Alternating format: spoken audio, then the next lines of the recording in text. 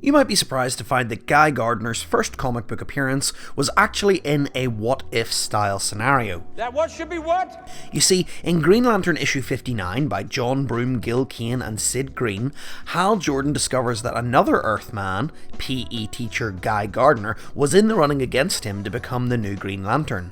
So, later in this issue, Hal is shown what could have happened if Guy was picked instead. You'll notice that at this stage, Guy doesn't have his f***ass bowl cut yet, and he also doesn't have his trademark bad attitude yet. Unfortunately, those defining characteristics wouldn't come until a bit later. It's a similar origin to Hal in that Guy is plucked from the school where he was working and brought to the dying alien Abin Sur, who passes on the power and the responsibility of the Green Lantern ring.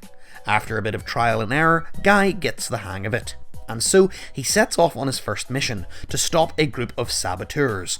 I love this panel where he is literally bursting through a wall while thinking to himself, my first job, I better not muff it. Also this humble brag, I'm in tip-top condition, as a physical education teacher should be.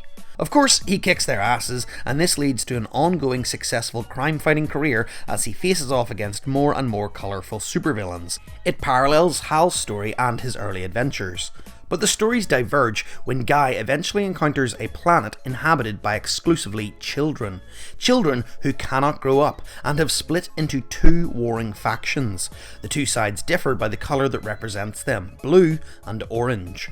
Guy is somehow taken control of by the blue side and roped into the war against his will.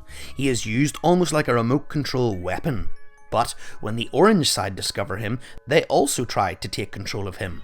It's this battle of mental energy that gives Guy a chance to escape their mind control and give himself a protective armour. With his own willpower returned to him, he is able to put a stop to the war and help the children of the planet, which ultimately didn't seem to be that tough. Anyway, he heads home only to be suddenly and aggressively struck with yellow fever. Now, back in the day, Green Lantern's one major weakness was the colour yellow, and so Guy is dying.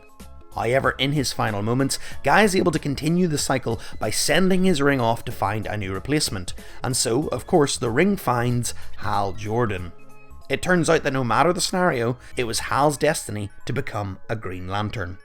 Now remember, none of this actually happened, so Guy is still alive, and so after seeing this story unfold, Hal decides to return to Earth and befriend Guy. It's a bizarre story, but of course, we know that Guy eventually would become a Green Lantern. And if you want me to cover that story, then be sure to let me know down in the comments. And in the meantime, thanks for watching.